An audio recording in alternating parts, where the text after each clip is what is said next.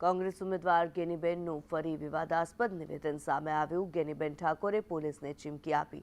Police કોંગ્રેસના કાર્યકરને હેરાન કરશે તો કોલર પકડીશ। ડીએસપીના કોલર પકડતા પણ વાર નહીં લાગે તેવું ગેનીબેને નિવેદન આપ્યું છે। પોલીસ કોંગ્રેસના ઉમેદવારને હેરાન ન કરે તેવી અપીલ કરી છે।